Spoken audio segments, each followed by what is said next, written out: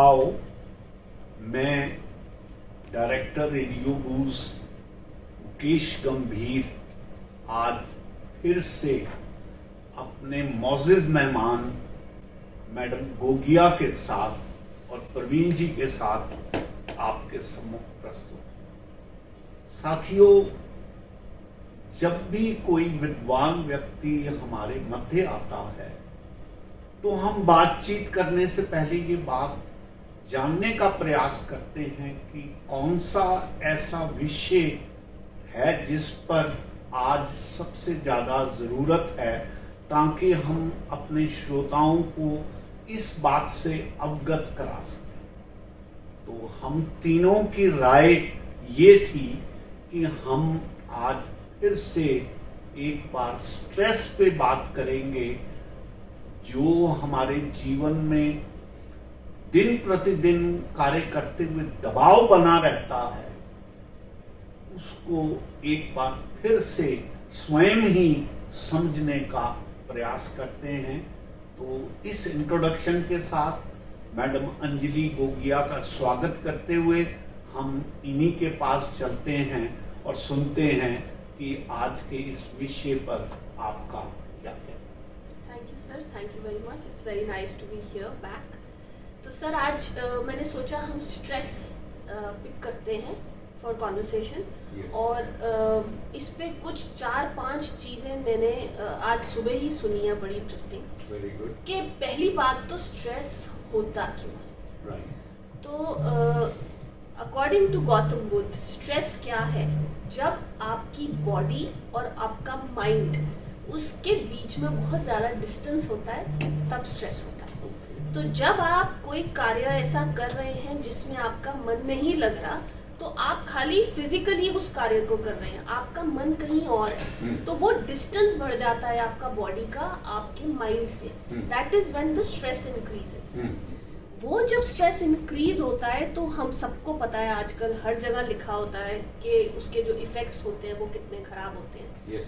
तो कुछ इसको हैंडल करने के लिए और डील करने के लिए कुछ पॉइंटर्स हैं जो मैंने यहाँ वहाँ से इकट्ठे करे।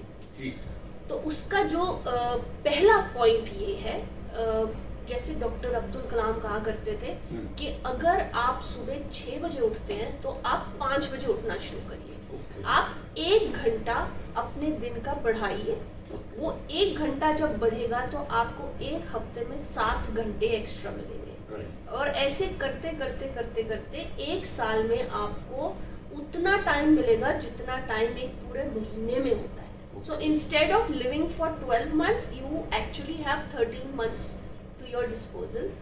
तो जब आपके पास टाइम ज्यादा होगा तो आपका स्ट्रेस कम होगा।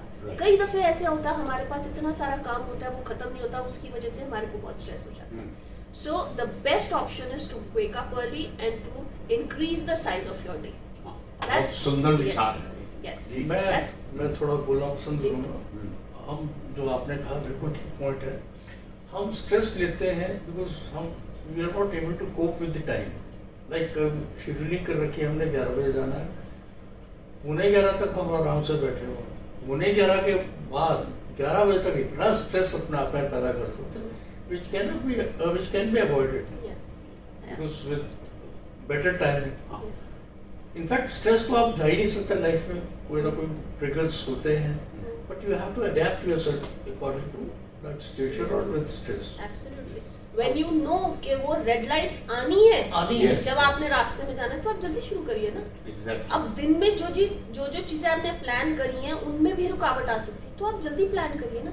उन रुकावट के लिए वो बफर दीजिए अपने आप को, तो वो जब बफर मिल जाता है तो फिर वो स्ट्रेस का लेवल कम हो जाता है। अक्सर बस में मैंने पढ़ा है, because I have been travelling, आप देर से नहीं चल रहे हैं, कुछ इस तरह का वर्ड था कि आप जल्दी मत कीजिए, कोई इस तरह का वर्ड था। एवरीबॉडी इसको तो अवॉइड करा जा सकता ना। चलिए आप कुछ बता रहे। तो आपने जो पहला डिक्टम बताया महात्मा बुद्ध को कोट करते हुए, ये एक जीवन की बहुत साधारण बात है जो आमतौर पर करेक्ट भी की जा सकती है। लेकिन मेरा ये मानना है कि कई बार स्ट्रेस बहुत तकलीफों से भी आता है।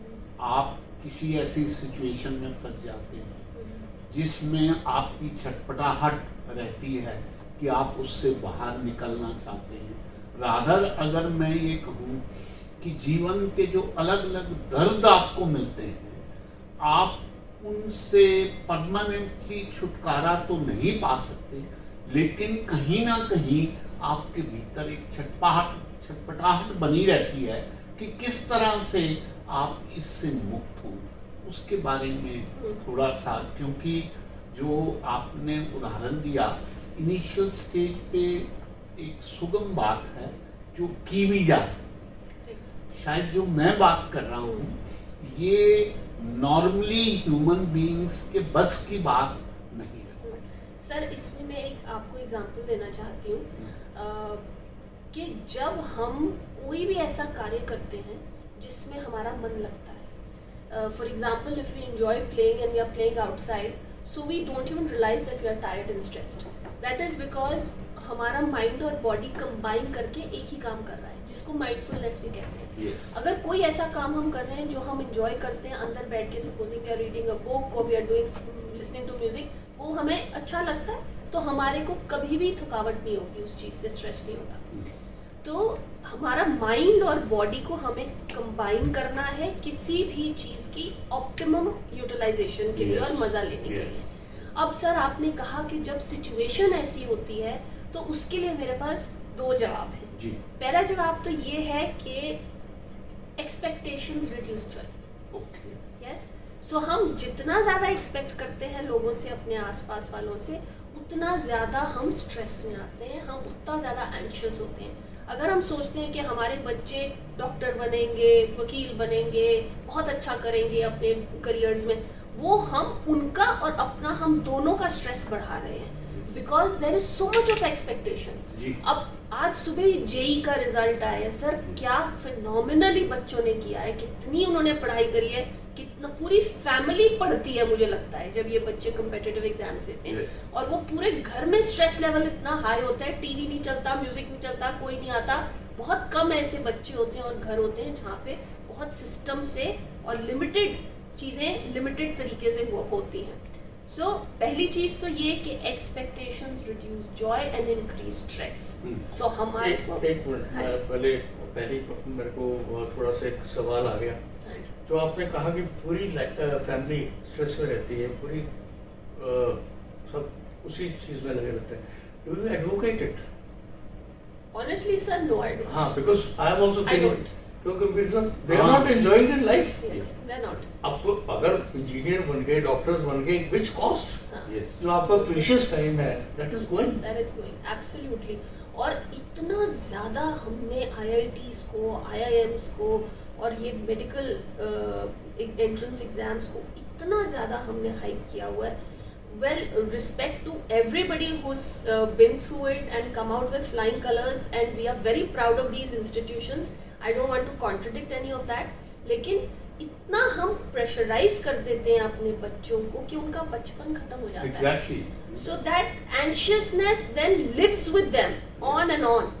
Other day we were talking. Probably you are saying same Yes, thing. yeah, same thing. I Ah. want to convey Ah. that yesterday we were talking what are the reasons of suicide. Hmm. So one of the factor which was identified was this only कि आए साल कोटा जैसे Oh, संस्था yes. में ये Yes. जो suicide Yes. का number बढ़ता जा रहा है। Hmm. एक तरफ तो सक्सेस की दर बढ़ रही है, एक तरफ तो परसेंटेज मार्क्स के बढ़ रहे हैं, दूसरी तरफ सुसाइड्स भी बढ़ रही है। तो कहने का भाव ये है कि जब आप किसी एक बिंदु को इतना बड़ा करते जाएंगे कि वो बिंदु becomes equivalent to life, Yes. तो जहां भी हल्का सा पंक्चर उसको मिलेगा वो एकदम फट जाए। ऐसा फट जाएगा जैसे गुब्बारा फटता है। Correct. तो मैं आपसे पूरी तरह सहमत हूं कि ये जो स्ट्रेस आर्टिफिशियल है और एक दूसरे के देखा देखी क्रिएट हो रहा है, इससे अगर हम लोग नहीं बचेंगे तो ये कट थ्रोट कंपटीशन हमें ऐसी जगह ले आएगा कि जहां से फिर हमारे लिए वापसी। Absolutely, sir. यहाँ पे again I would like to share something which I read about Buddha. Yes. कि उनसे किसी ने पूछा, एक बच्चे ने पूछा कि आप अगर कह रहे हैं कि ये सारा कुछ जो हम बैठ के ड्रीम करते हैं, when you know you sit and you dream कि मेरे को ये भी चाहिए, ये भी अचीव करना है, ये भी अचीव करना है, आप बैठे तो वही हैं, आपने कोई एक्शन तो लिया नहीं, आपके गोल्स इतने बड़े हैं, आप उसके बारे में सोच रहे, तो आपका माइंड वहाँ, आपकी बॉडी है तो डिस्कनेक्ट हो गया।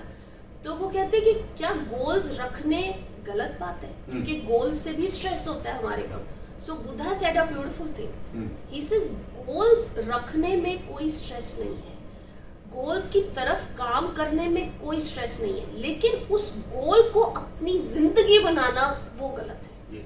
सो अगर आपको पता है कि आपने कहाँ रीच करना है, तो हर एक चीज जरूरी है। Live in the present moment, you can't just be living in that moment कि मेरे को जब वो वहीं जाना है, मैंने वहीं जाना, तो आपका प्रेजेंट मोमेंट तो गायब हो गया ना, present moment is gone, it's finished. तो उसका फन तो आपने लिया नहीं, आप किसी एक चीज पे, एक बिंदु पे आप काम करे जा रहे हैं, आपने अपना प्रेजेंट भी खराब कर दिया, फ्यूचर कहाँ से ठीक होगा फिर? मेरे ख्याल this is the right time when I remember the picture Anand, Rajesh Khanna knew it I am going to die with an year, और वो कहता मैं अपना एक साल क्यों खराब करूं, I should enjoy my life, जो भी बचा है, इस स्ट्रेस में कि मेरे को मरना है, मरना तो हर एक को है। अंजलि जी, जो बात हमने अब तक की है, देखिए मैंने इसको एक रुबाई में बांधने की कोशिश की, कहा कि दर्द ने समझा जो दी अब जिंदगी, दर्द ने समझा जो दी अब जिंदगी, जी भर के होती है अब बंदगी, आंखों पे छाई धुंध भी अब साफ है, कई रंग दिखला जो गई अब से। तो बात ये है, आदमी को अपने अनुभव से सीखना चाहिए कि जब भी कभी आप बिंदु को, अपने गोल को, लक्ष्य को जीवन के तुल्य मान लेंगे, तो इस बात के लिए भी तैयार रहिए कि फिर आप अगर उससे चूक गए तो ये ना महसूस करें कि आप जीवन से चूक गए। एब्सोल्युटली सर, इसीलिए एक बहुत खूबसूरत किताब है option B, I think I spoken about it earlier also. तो वो जो ऑप्शन बी है वो हर एक इंसान की जिंदगी में होना चाहिए कि if this doesn't work I should have a fall back plan, plan B, और फिर वो प्लान सी, फिर प्लान डी, ऐसा होना चाहिए। ऐसी कोई भी ऐसी चीज नहीं है जो डेड एंड है, we don't have dead ends in life. So जहां पर भी आप जा रहे हैं, अगर वहां पर आपको सक्सेस नहीं मिलता, you please have two way your options, उसमें से जो बेस्ट ऑप्शन है वो लीजिए। और जिंदगी का मतलब ये नहीं है कि आपकी शिप जहां से चली है और जो डेस्टिनी है, जिस पॉइंट पे आपने सोचा है वहीं पहुंचेगी, ऐसा नहीं है। वो हर रोज आपको उसको मनूवर करना है, एक एक इंच करके उसका पोर्ट चेंज होता है। तो it's okay, it's all right, अगर नहीं होता कोई बात नहीं। So sir, coming back to this, point number 1 was that your body and your mind has to be in cognition, and you जितना ज्यादा वो पास होंगे उतना ज्यादा आपका स्ट्रेस कम होगा। Point number 2 is that you should wake up 1 hour early to increase the duration of your day. उससे आपको कोई जल्दबाजी नहीं होगी, हड़बड़ाहट नहीं होगी, और आपके डिसीजन मेकिंग स्किल्स भी इन प्लेस रहेंगे। Point number 3, like I said, was about having the goal but not forgetting your today and your now. Your now is also very important. और एक और पॉइंट है सर, वो ये है कि like we said, expectations नहीं होनी चाहिए। और एक पॉइंट है कि हम ना अपने से भी बहुत कुछ एक्सपेक्ट करते हैं, हम अपनी एक्सपेक्टेशंस में भी कई बार बहुत डूब जाते हैं। तो इन सबको बैलेंस करने के लिए और अपना माइंड का चैटर खत्म करने के लिए we need to sit in silence. और ये जो अपने बारे में एक्सपेक्टेशंस हैं, इसकी प्रोजेक्शन कई बार हम अपने आसपास के लोगों ने जो हमारे बारे में इमेज बिल्ड किया होता है, यस, उसको हम सच मान के उसी में लग जाते हैं। मैं एक छोटी सी कहानी, हालांकि उसको बड़े फनी वे में कहा जाता है, और वो ये थी कि भाई एक बार एक लोमड़ी ने शेर को दहाड़ते हुए देखा और देखा कि आंखें लाल हो जाती हैं और पूंछल उड़ जाती है, और उसके बाद वो जो चाहे उसको जंगल का राजा मान लिया जाता है। ऐसा ही गीदड़ ने भी सोच लिया। अब क्या हुआ कि उसने अपनी आंखें लाल की और अपने साथियों से पूछा, तो उन्होंने कहा कि जी बिल्कुल आपकी आंखें वैसे ही लाल हैं जैसे जंगल के राजा की होती। फिर उसने पूंछल भी खड़ी कर ली। उसने कहा जी अब तो रही सही कसर भी पूरी हो गई। इतने में सामने से कोई बारहसिंगा आ रहा था। उसने कुदाक मार के उसको पकड़ने की कोशिश की। बारहसिंगा ने उसको अपने सींगों में उलझा लिया और पटक के नीचे मारा। तब वो गीदड़ बोला, भाई ना तो पूंछल खड़ी हुई थी, ना आंखें लाल हुई थी, तुम लोगों ने खामखई मरवा दी। और इंस्टेंटली मुझे ख्याल आ रहा है कि आजकल ये जो यूक्रेन का और रशिया का युद्ध हो रहा है, आप ये देखिए कि यूक्रेन वालों की वही हालत कर दी है जो एक गीदड़ की हालत होती है। लेकिन अब वो कह बैठे हैं नाटो वाले कि हमने तुम्हें शेर मान लिया है। अब वो बेचारा ना तो पीछे हटने जोगा रहा है, ना आगे जाने को। तो ऐसा नहीं है कि जो इंडिविजुअल लेवल पर ट्रू हो रहा है वो नेशनल और नेशन के लेवल पर भी ट्रू होते देर नहीं लगती। आपको आपका सही अवलोकन करना आना।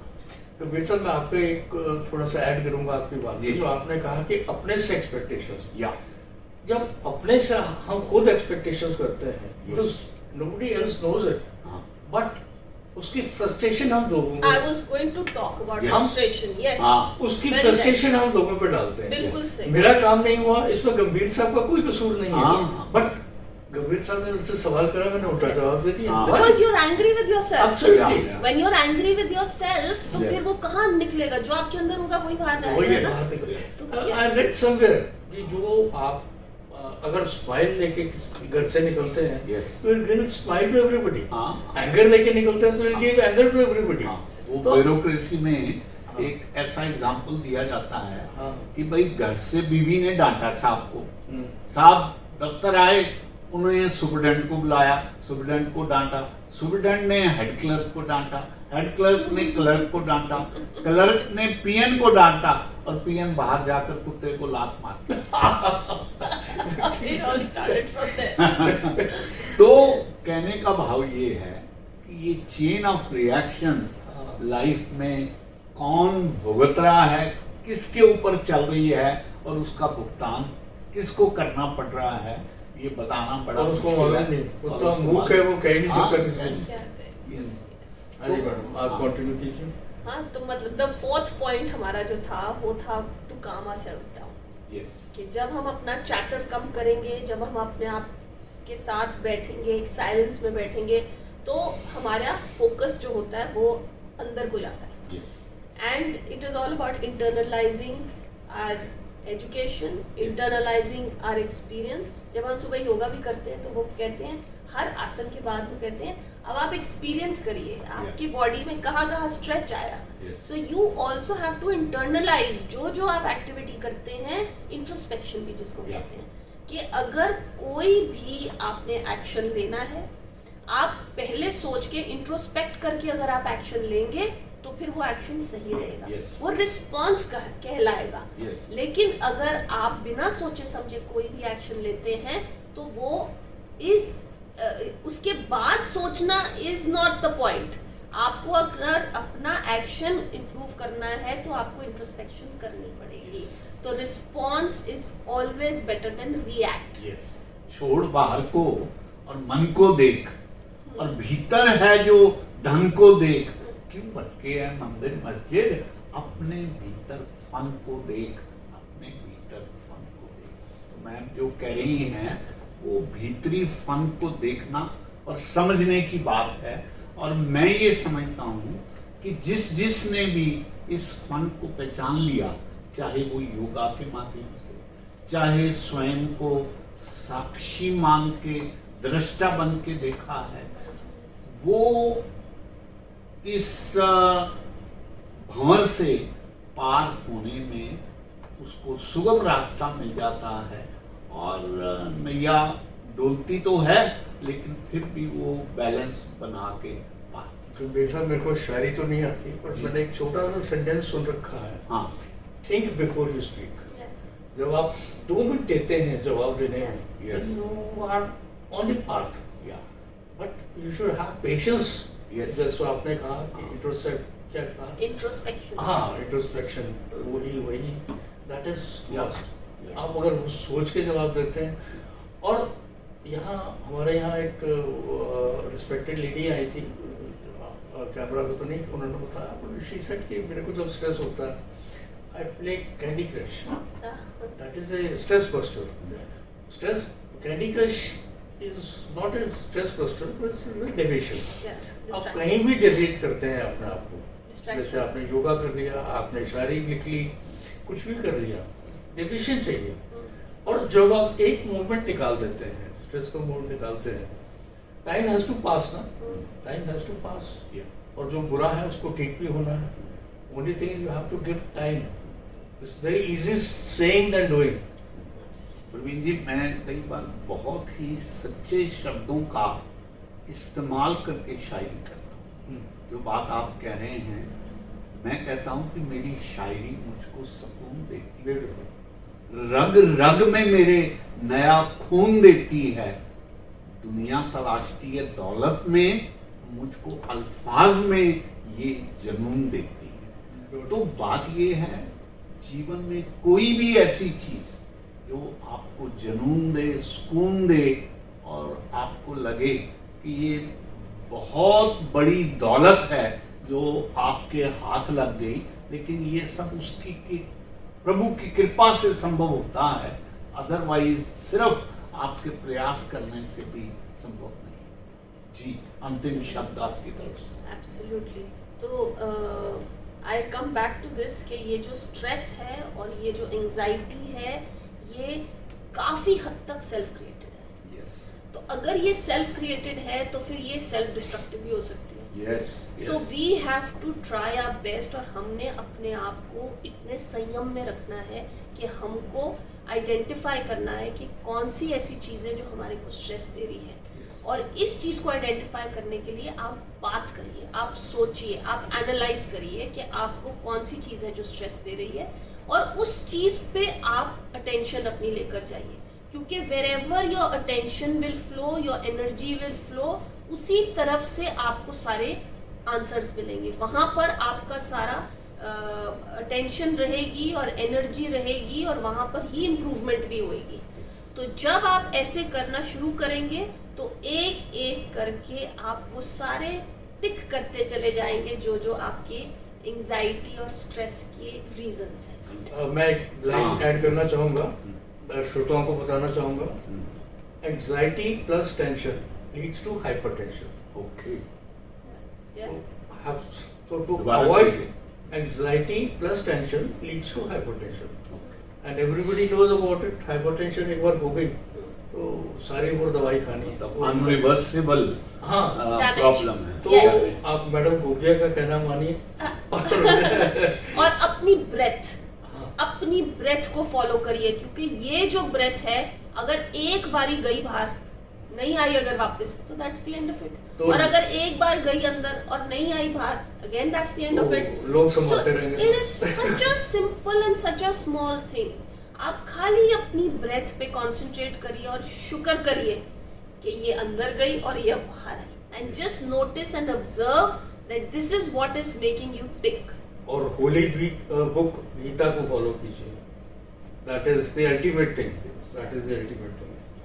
तो साथियों, ये थे मैडम अंजलि गोगिया, जो अपने अनुभव हमसे साझे कर रहे थे, और हमारे अनुभवों को भी वो प्रेरित करती हैं कि हम उनके साथ साझा करें। क्योंकि अपने इन विचारों को उनके साथ साझा करते हुए हमें इस बात का संतोष रहता है कि उनकी तरफ से अगर हमारी कोई बात ऊपर नीचे भी हो जाएगी तो वो डेफिनेटली उसको ठीक रास्ते पे डाल देंगी। इन्हीं शब्दों से उनका आभार व्यक्त करते हुए हम आज आपसे अलविदा चाहते हैं। जल्द ही अगले सेशन में हम ऐसे किसी विषय को लेकर मैडम गोगिया के साथ आपके सम्मुख प्रस्तुत होंगे। आपका बहुत बहुत धन्यवाद, बहुत बहुत आभार।